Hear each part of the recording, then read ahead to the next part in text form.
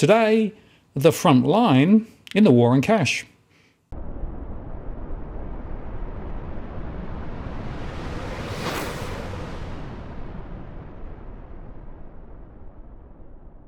Again, it's Martin North from Digital Finance Analytics. Welcome to this post covering finance and property news with a distinctively Australian flavour. Today, I'm joined by Robbie Barwick from the Citizens Party. Hi, Robbie. Hi, Martin. How you going? Yeah, good. Pretty fired up because on behalf of the people, we saw a raw display of power at the end of last week, and it's infuriating, and everyone should know about it and share the rage and help us do something about it. Hence today's discussion. Absolutely. And it is worth underscoring, isn't it, that people who are calling the shots at the moment aren't elected people. People who are calling the shots are effectively able to influence the way that politics works because they've got such, a big hand around the throat of the economy and a hand around the throat of politicians. Yep, no, exactly. So today we're going to be asking people to act. This is the last week of Parliament for the year, right? And so just fair warning, we're going to ask you to send emails and make phone calls straight away as soon as you get off this video. Hopefully we keep it fairly short, Martin, but we do want to cover a bit of detail. This is going to be crucially important because we have to intervene in this situation. There's a couple of things that we need people to help with because we're talking about the banks. It's the banks that are waging a war on cash. They're the ones that tried to get the government to start the process of banning cash 3 years ago, which we defeated through legislation, and we defeated it so soundly. I doubt that politically they're going to be game to try that approach. But what's happened is they've taken advantage of the market dominance of the big four banks, the oligopoly, to effectively start to remove cash from the system that way. Right. And this is the front line, and they're doing it through shutting down their branches. But there's a related story, which I think we should probably go through first, because people need to understand how corrupted. We're not going to level accusations at individuals, but just how corrupted the system is and how powerful the banks are, which is why we've got to look for every opportunity to take them on. When you're fighting a battle, you're looking at all the flanks and you're looking at the whatever ammunition you can provide and what deploy. We've got to take this is a battle we've got to fight with the banks. Where were you when you saw the headline last week that there was a bit of a roller coaster last week? The headline on the Wednesday night was bankers are going to be fined for basically being crooks, and it was almost reported as if it was uncontroversial. Yep. 24 hours later, no, they will not. I mean, that was I don't know. You've been around a while, Martin. Have you ever seen anything this blatant? No, I think it's the most blatant example of overt influence that I've ever seen. And what's so fascinating for me, Robbie, is that the very party who in opposition were absolutely saying, we need to do this, and by the way, even the Liberal Party at the time said, we need to do this, right? So everyone was actually saying we need to do this, and yet when push comes to shove, when it came time to make that final decision to make bankers accountable, not just theoretically but actually practically, to put individual bankers on notice that they could personally be liable for the bad behaviour that we've seen, rather than just say, well, it's all under the insurance policy that every bank has, so no worries. Yep. The pinch point then became, oh no, we can't do that because, of course, somebody from the side of the banks phoned up somebody and said, excuse me, can't do that. No, that's right. Let's just tell the story quickly. So the Banking Royal Commission heard a lot of horror stories, right? And we remember those fees for no service, fees for dead people. And remember also concurrently you had scandals like the big banks like Westpac and CBA breaching anti-money laundering laws in a massive way, and they got these massive fines. So when you already have a situation, Martin, where if a bank executive is actually breaking the law, they can be criminally charged. So there's nothing protecting the bankers in Australia from criminal charges, even though they're never brought to bear. So the example of that is the fees for no service. When fees for no service came up the Royal Commission, Commissioner Hayne said, this is breaking the law. Yep. You are stealing, right? You're charging fees for no service. You are stealing. So last year, I think it was, ASIC announced, well, this is what ASIC does. ASIC put it to the Director of Public Prosecutions, and between ASIC and the Director of Public Prosecutions, they announced that they would not be prosecuting the banks for fees for no service. They would not be prosecuting bankers. So that's an example where they could have, but they decided not to do a prosecution in that regard. But that's what bankers are liable, criminally liable, if they're actually breaking the law. And that's a more general one that covers this area. If a bank was actually, if a bank executive was actually stealing from your account, they'd be found out. Andrew Thorburn's secretary, remember, was the NAB chief. His secretary was stealing, etc. So that sort of stuff would be found. We're not talking about that. We're talking about when the banks are doing things like fees for no service and fees to dead people and breaching the anti-money laundering laws, and they're profiting from their actions either by omission or commission, i.e. they're making money or they're not incurring expenses in doing the wrong thing. And therefore the bank executives who are looking the other way, it's happening under their watch, they're looking the other way while it's happening. And at the end of the year, they get a big fat bonus, which is their share of the profits that come from that activity, right? We're talking about that. What is the personal accountability of bank executives in those situations? And at the moment, it is none. It's the bank that cops the fine. And yeah, they might be mega fines, but the big fines that Westpac and CBA got for the money laundering stuff, I mean, these were in the billions of dollars. But who pays for that? The shareholder pays for that, not the people who are responsible for the behavior. So in 2020, the Josh Frydenberg Treasury under Scott Morrison put up a paper, January 2020, that said we need to introduce fines, civil penalties for bankers under those circumstances. So they will be personally liable. So if a Treasury under two bankers protectors like Josh Frydenberg and Morrison, if they're capable of seeing this as a reasonable thing to do post the Royal Commission, that's how reasonable it was. But what happened? That was January 2020. That was a Treasury paper. COVID struck. As soon as COVID struck, a combination of Frydenberg looking to throw off the Royal Commission agenda and the banking lobby, Australian Banking Association, flew into action, and they very much encouraged Frydenberg to get rid of all these serious reform measures, right? A lot of things were watered down, including that, civil penalties. And the only party that's consistently been fighting for it has been the Greens. Labor supported it. Stephen Jones, the current financial services minister, said all along, we need civil penalties for bankers. Yet Frydenberg put up the legislation without it. Labor is now in government, and they continued to advocate for the legislation without it. And there was a big fight I know there was a big fight behind the scenes in parliaments where the Greens were looking for ways to get Labor to agree to introduce these civil penalties again, and Labor kept refusing until last week. And Wednesday evening last week, the message was there. The headlines broke that the Greens and Labor had done a deal on civil penalties. So that was what was going to happen. Yet 24 hours later, it was all off because Anna Bligh, the head of the Banking Association, who's a former Labor Premier of Queensland, by his own account, a confidant of the Treasurer, Jim Chalmers, Anna Bligh called up Chalmers, called up Stephen Jones, the Financial Services Minister, and said, no, you will not. And bank executives also called up Jim Chalmers to say, no, you will not do this.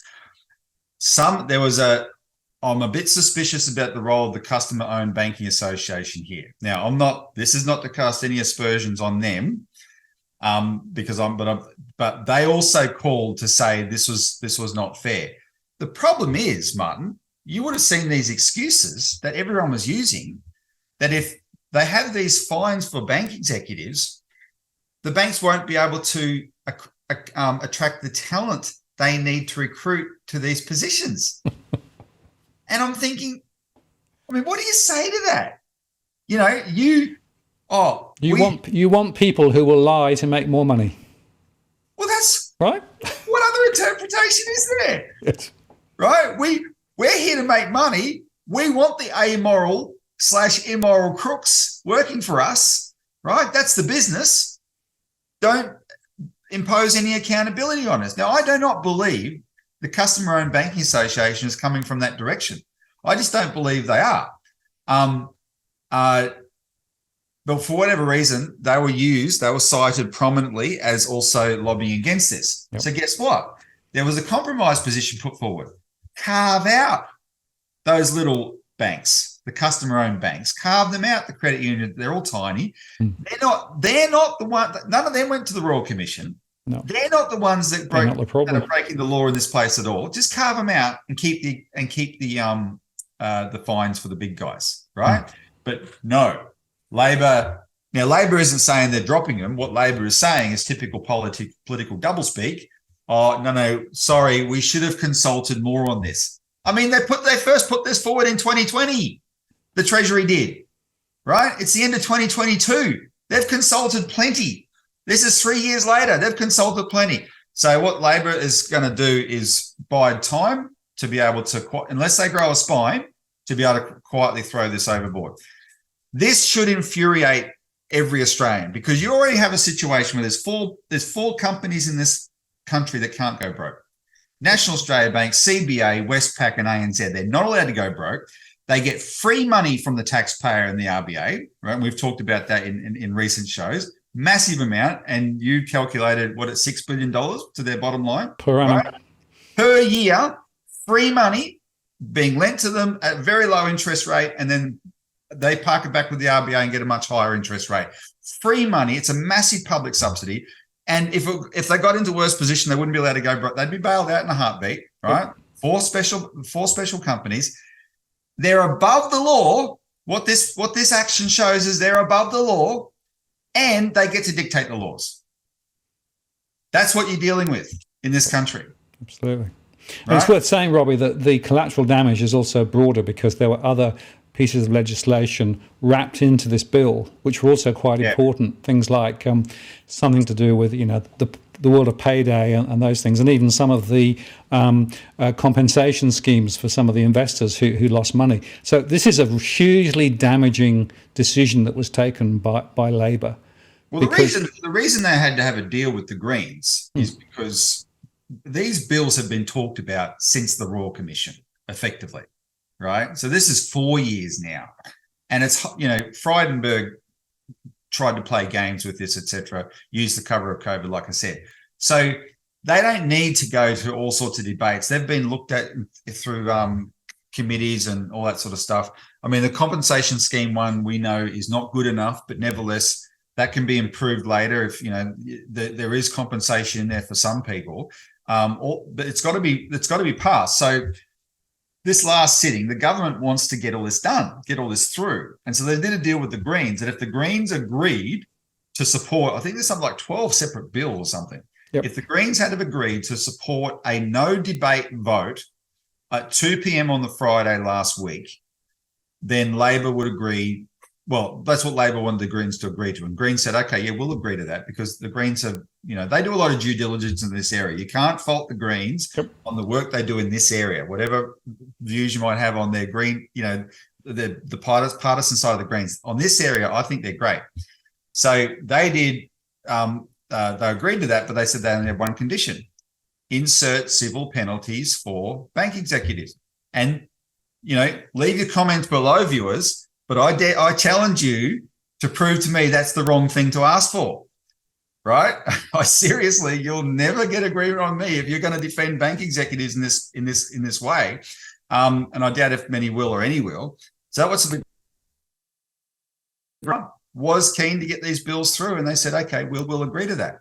And then the banking power, or what the old Labor Party before they sold out called the money power, flex their muscles in a most extraordinary way. And even the Fin Review, which when we were fighting the cash ban, we called the banker's toilet paper, remember? Even the Fin Review did not try and disguise just what a naked display of power this was. Yep. Who really runs Australia? Yep. So listen, this is one of the things we want people to make phone calls and send emails about. And we're going to Choice, which is the consumer advocacy group that's been doing a lot of work lobbying in this area and on these bills, and they've examined them in depth. They are justifiably outraged, and they've got a campaign this week to pressure the government to actually go ahead and pass the bills by carving out the customer-owned banks. All right. So what we want people to do is call up all the Labor senators, especially in the Senate this week, and express your outrage at their capitulation of the banks and demand that they pass these bills. Do what's required to pass these bills, but keep civil penalties in there, right? That is a very powerful call you can make. We want you to make a call on something else because we're going to get to the cash part a bit about this in a minute. But that, you got to see it in the context. This is where the banks sit in the pecking order, and it's right at the top. And that's not democracy if it's right at the top, right? And that's why you've got to act on this. So that's the first thing to say. We're going to give you two things to say to politicians. That's the first one. Call them up, express your personal outrage as a citizen that they've capitulated the banks, and demand they go back to the plan and pass these bills. And Robbie, just make one point. We have got ourselves in Australia and in other places around the world where banks and bankers are basically calling the shots, playing the game. And if you look at the Federal Reserve and the other central banks and the way that they've played their cards over the last 2 decades, right? Everything is able to be put under a bus other than the banks and the financial system, right? So we have a real problem where the financial system is over and above the interests of ordinary Australians, businesses, and frankly, are calling the shots towards the politicians. That is the strategic issue that we're banging up against here, right? Yep. And what we're trying to do is to pick off the pieces that we can pick off to get some, if you like, tactical change. But there is this big picture question mark as well about what is the role of banks, how do they work, and who makes them accountable? Because they are not accountable for what they're doing. And one of the reasons that a lot of people are getting into financial difficulty at the moment is because they were allowed to borrow way too much.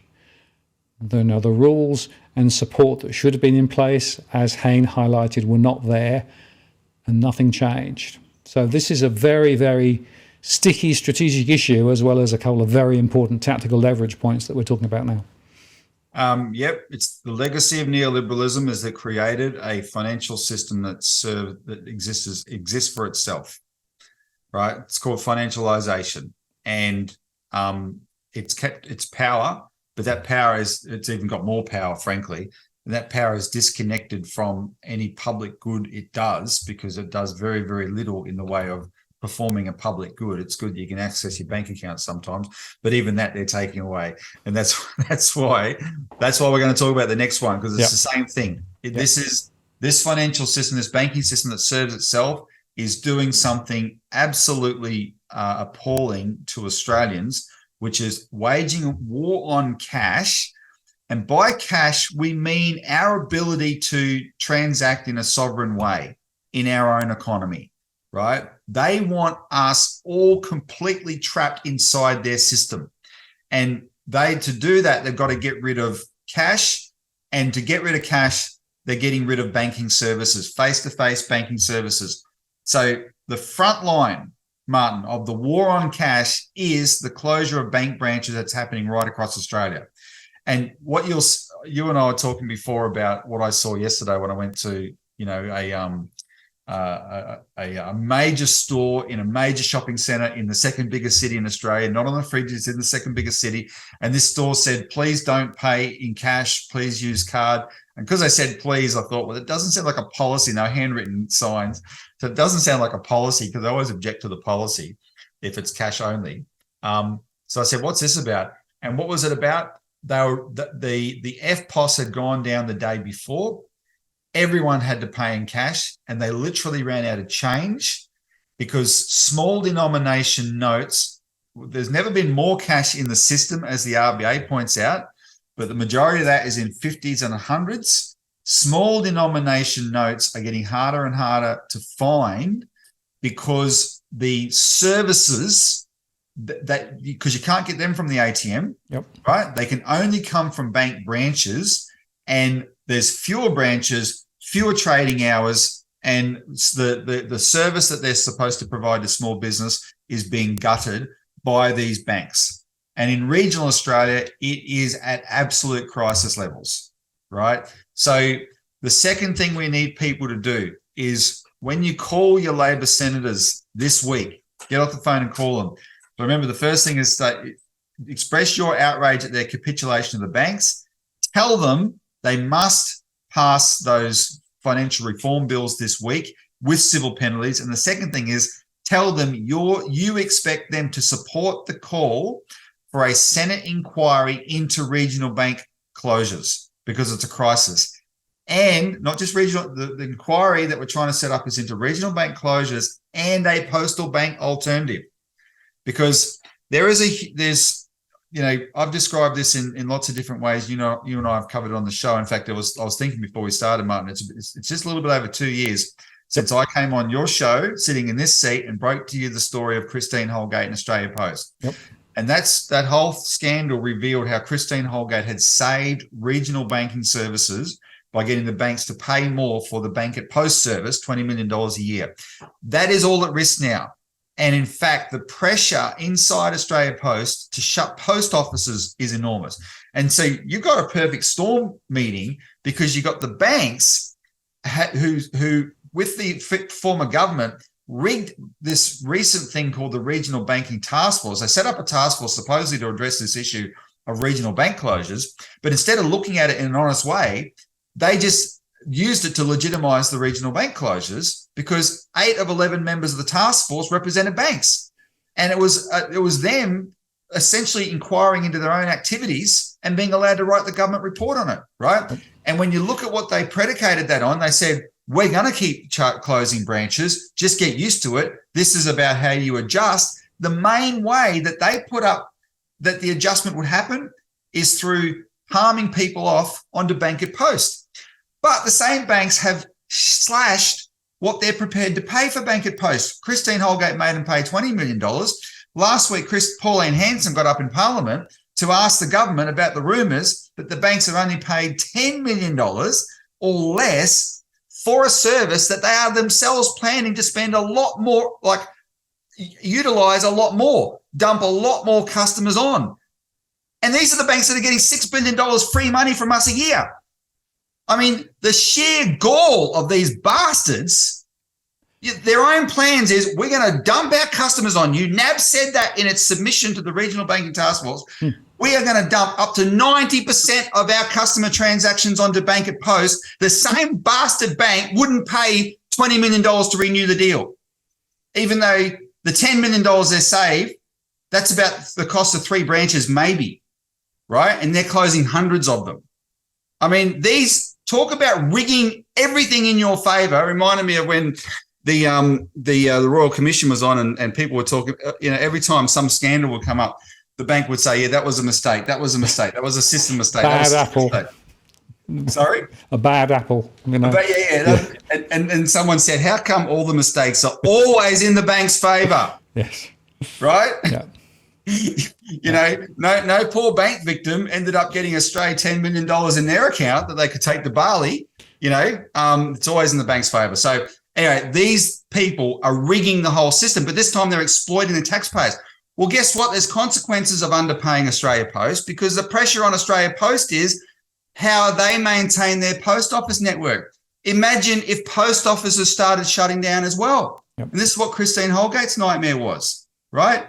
If the board of Australia Post back in 2018 were prepared to get rid of bank at post, which Christine Holgate pointed out would have removed all banking services for about 1,500 communities across Australia. Seriously, what are you supposed to do? How are you supposed to live without banking services? Yep. So they they claim, go on to digital. Everyone go digital. Everyone go digital. Well, first of all, that's completely self-serving to the banks, as we know, because if we're all digital, they get all our data and a cut of every transaction. That's what's in it for the banks. But second of all, you can't do that in Australia, Martin. We've talked about this umpteen times, and since we've been talking about it, every time there's a natural disaster, we always see the same thing. We always comment on Twitter, right? It suddenly becomes cash only. Right. Australia is a big place with lots of natural disasters, and the communications infrastructure is expensive. You cannot force people to do that, but the banks are forcing people to do that. Yeah, and quick 2 points. The first is cash is legal tender. Yep. Right? Therefore, it's not a choice that, it is an obligation on the part of the banks to still handle legal tender. And what they're effectively doing is they're trying to circumvent that universal mandate, right?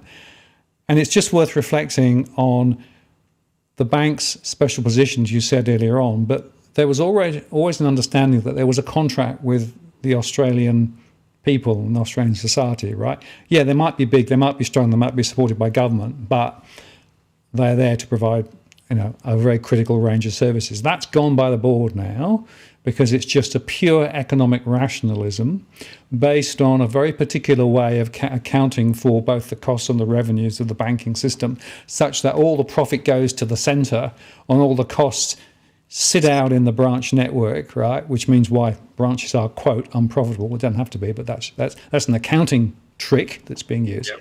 Yep. The second point is this. None of these organisations want to understand the social and economic, and I will also say mental impact that this has on people and businesses in those local communities, right? I mean, I've had the chance to work with Cooper PD, which is, where Westpac's going to be leaving in February, unless we can change their minds. And listening to the people in the town explaining how basically they don't know how they're going to be able to survive without this set of range of services, and the postal services there will be some help, but not the complete help. No one is actually joining the dots between these economic rationalist decisions and the real impact on real households and real businesses, not just in the sticks, and Cooper is right as far away as you can go, but in other areas too, and actually coming into suburban areas of even our major cities too. There is a social and economic imperative here. And so not only is this just a battle about cash or whatever, right? It's actually a battle for the future of Australia and Australians and the sort of society that we want. And you cannot digitalize a solution to this. You just cannot do it. Nope. One day, sometime in the future, we will, barring nuclear war and apocalypse or whatever, we will be like the Jetsons. But we are nowhere near that. Nowhere. We are decades/centuries away from that. I'm waiting for the air car. You need to have this. If the systems is there to serve us, because that's what the financial system's for, you've got to have the services that serve us. And what you've got is an oligopoly, right? A monopoly cartel of banks who know their market power is such that they can wink at each other, making the identical same decisions, snap their fingers, have shared goals to reduce cash. And they do have a goal. In mid-2020, the media reported that the banks were boasting that they had achieved cash reduction goals that they thought would take 5 years in 4 months because of the pandemic. And what that told you is they had cash reduction goals. Absolutely. Right? Entirely self-serving cash reduction goals. So that's what they're trying to do, and the consequences be damned. And so, if, we have a campaign at the moment. We're asking all the I wrote to all the councils in Australia, asking them to pass motions endorsing the postal bank bill that Bob Katter is working through the process of getting ready to introduce into Parliament.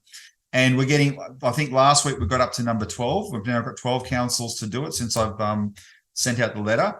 And the deciding vote in this council in Ballina was from a small business guy who, because it wasn't a unanimous vote, a lot of them are unanimous, this one wasn't. The deciding vote was from a small business guy who told how the local post office, because they do have these cash restrictions, the post offices provide cash for sure, but there's the banks, it's not the post office's restrictions, it's the bank's restrictions they put on what you can get from the post office.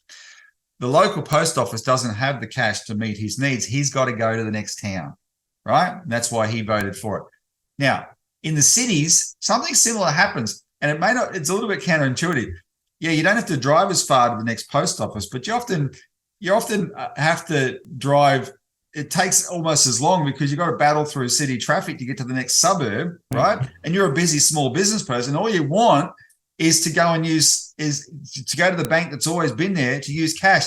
None of these banks are unprofitable. They're lying when they say they're unprofitable. What they have done is taken a strategic decision at the very top that they're going to move down this direction. And yes, it is all part of the Great Reset and all these sort of things, right? There's a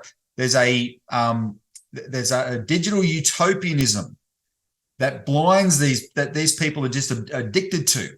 And because it's self-serving, though, it's benefiting the corporations more than it's benefiting governments, frankly, because the government's going to end up with a lot of grief. Some governments are going to be more keen on than others. It's the financial incentive to do this that's the problem. And what we have to do, though, as citizens, is say, no, there has to be a trade-off here. These institutions exist to serve us. We have to demand it. And that's what a citizen does. A citizen knows his rights, his or her rights, right? And I can tell you now, the average citizen in Australia, especially someone watching this, is going to be more acutely aware of their rights than the average politician, because what the average politician, unfortunately, has been so conditioned to their neoliberal thinking. They're in the parliament, they see these decisions, they see the reaction from the public, and they go, tut, tut, tut, yeah, that's bad. But we can't tell the banks what to do. Oh, really? $6 billion a year is not enough of a trade-off? We had a meeting, and in fact, John Adams was with us for this meeting in Parliament. We had a really good meeting with someone representing Tasmania, and we were informed that there's a lot of angst about, not just because in these, ironically, some of the remotest places in Australia are in Tasmania. You can go to the west coast of Tasmania there, it feels really remote. So the banks shut down their branches in the town, but that's not enough for them. And they rip out the ATM. And then they tell the locals, oh, yeah, because it costs us $60,000 to maintain an ATM. So, Martin, there's a discussion in Tasmania, a serious discussion. Oh, could the federal government help subsidise the ATMs, the maintenance of these ATMs in these towns?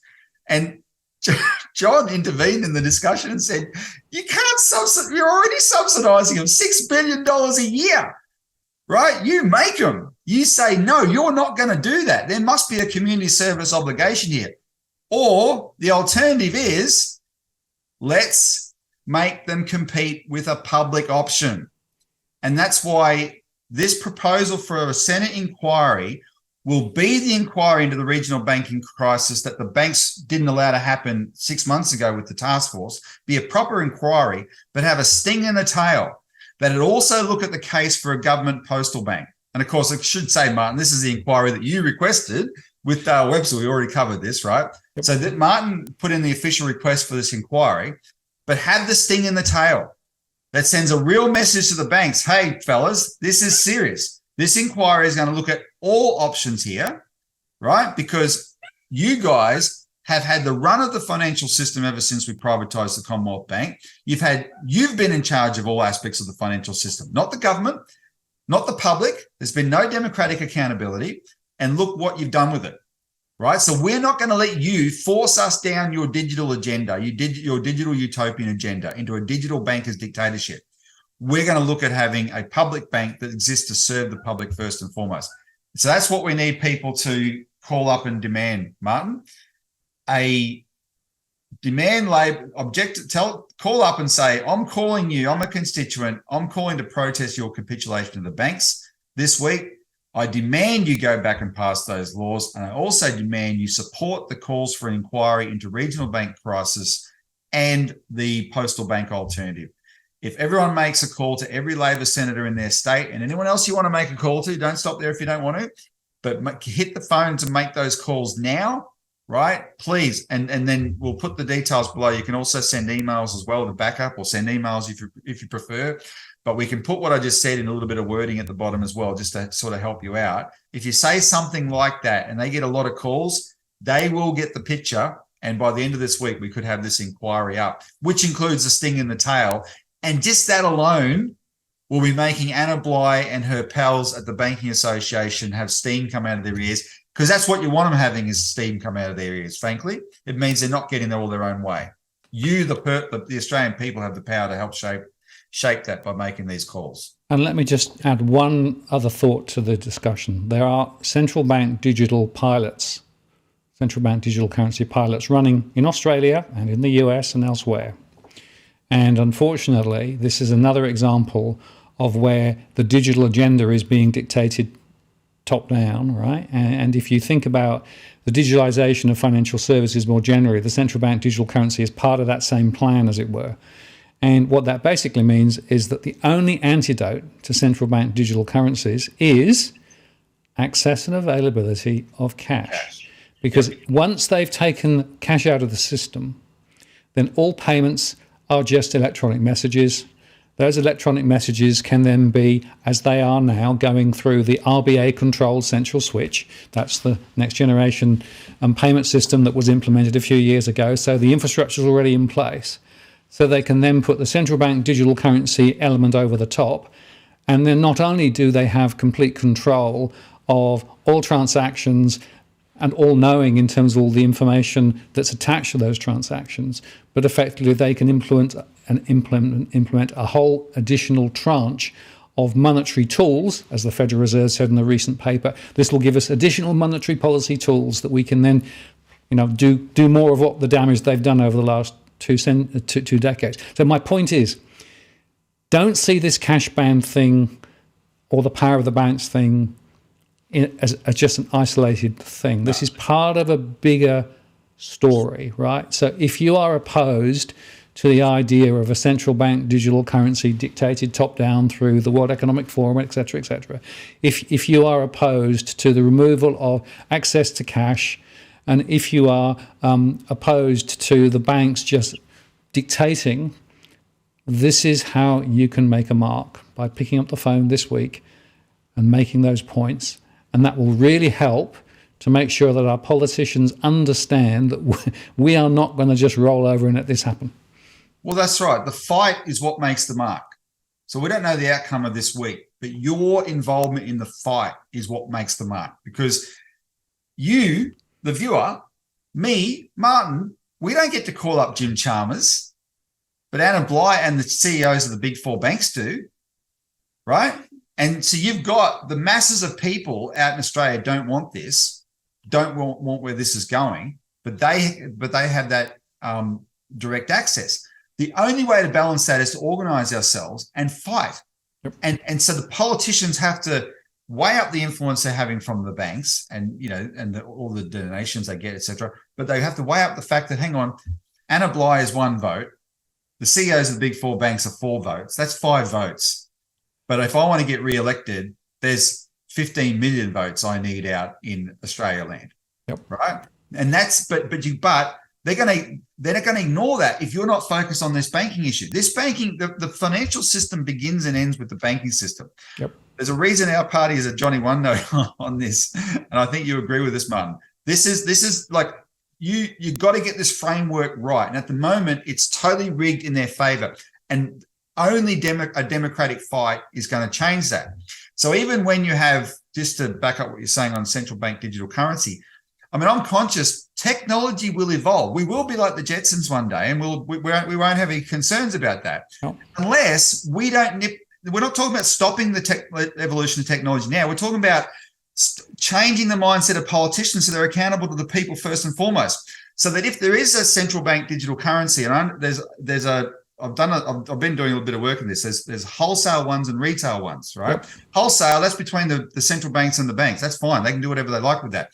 But the retail one that might affect us, you want to make sure that they can design this in all kinds of ways, right? You want to make sure that if they're even thinking about this, their thinking is what serves the people first and foremost, yep. Not what serves the bank. Without this fight, Any thought in this process is going to be what serves the banks, what serves the central banks, what serves the international banks, right? And so we can influence now. So we set standards as this technology evolves. But even then, even with the evolution of technology, one of the standards is do not take away our capacity to transact sovereignly by getting rid of cash. There is no reason to even think about getting rid of cash. And that's why the government is not, but they're letting the banks do it. That's the difference, right? So who's in charge of the financial system? We have to be. You will only assert your control by participating in this fight. Yeah, and the little model I always use, Robbie, is that at the moment it's a top-down thing, right? Everything is coming top-down. You know, what we have to do is turn that around and say, no, the banking system and the government is there to support us, and we, the people, are at the top of the pile, right? And so what we say and do and want to do should actually set the agenda, and they should then be the enablers and the facilitators of, you know, the things that make society and communities successful and households and families successful. That is the fundamental mental switch that has to be executed, which is the destruction of neoliberalism, right? And the re-establishment of the fact that there's a community at the heart of what we are, right? And the community is enabled and supported by an appropriate banking system and an appropriate political system that helps us to do the things that we want to do as individuals and businesses. That is the fundamental philosophical plank which really underpins all of this conversation. Yep, 100%. So people, we need you to saddle up, and this is a hell of an opportunity in this last week. This is the last sitting week of the year, the last sitting week of the first year of this new government. So I do have to mention, Martin, that, you know, we talked about Stephen Jones capitulating the banks. Well, then the Fin Review had this incredible article about how Stephen Jones is you know, not fit for purpose, essentially, as a minister. So there's a lot of for the Fin Review to publish an article like that attacking Stephen Jones and his failings as a minister already, the odd man out in the Albanese government. There's a lot of turmoil behind. I couldn't tell you why they've done it. I just know that means there's a lot of turmoil behind the scenes, and so that's the nature of where the enemy's at. The full picture. There's something going on. They're not united, right? Get in there. This is a strategic, tactical opportunity. Get in there and hit hard the voice of the people making these phone calls. Let just send Labor an almighty message in this last week of sitting. You serve us, not the banks. Don't you dare capitulate to them like that. Spot on. Robbie, thanks very much. We'll put some links and suggested wording below, and we will continue to fight the good fight. Week in, week out, over Christmas and over New Year, right? Because this is about what the future of Australia looks like. It is. And remember, there's an ASIC inquiry that takes submissions until the 3rd of February. We'll do some more talking on that as well. But for now, this week, we need people to focus. This week, hit the phones. Thanks, Robbie. Thanks, Martin.